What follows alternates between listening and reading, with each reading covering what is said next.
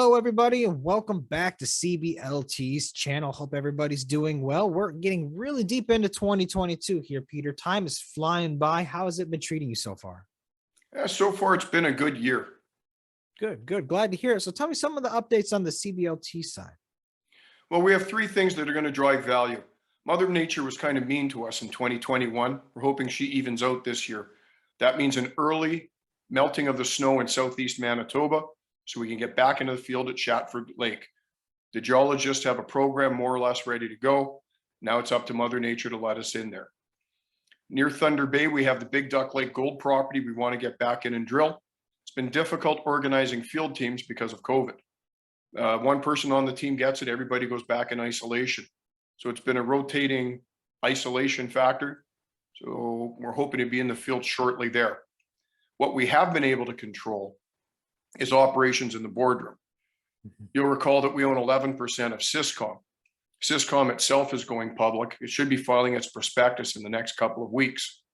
Once it does that, then we're allowed to make disclosure of Syscom's financial information and how that then reflects and leverages up onto our balance sheet. Little esoteric, but that's real value being created there. We started with a $10 investment. It's on the balance sheet now at $1,053,000 in a little over a year. So that's a pretty good return on your investment. Yeah, agreed. And of course, like you said, Mother Nature's been difficult. Things do seem to be warming up pretty early this year, so fingers crossed for that. Yeah, COVID, dare I say, things seem to be looking like they're getting a little better too. So I would agree.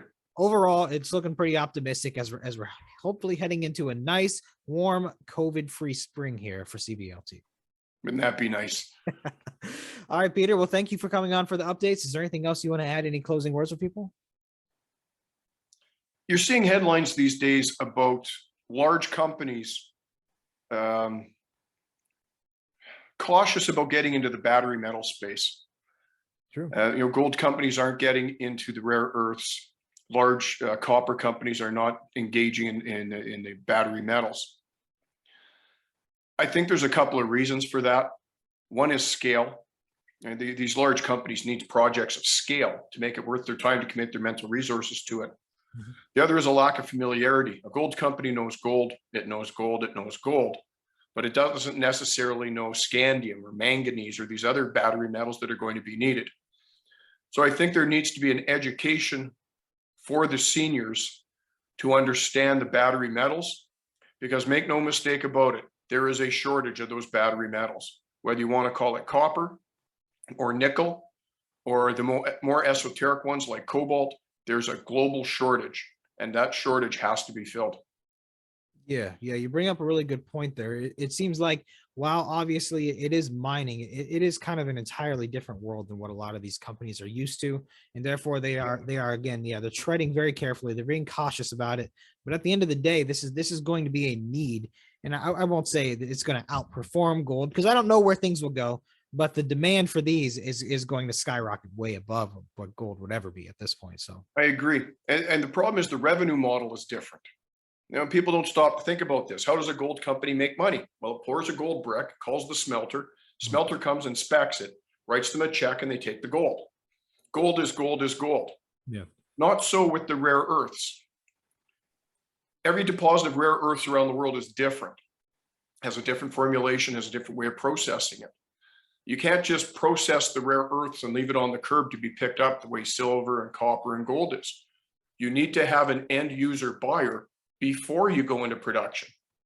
That's a completely different revenue model and not one the majors are comfortable with.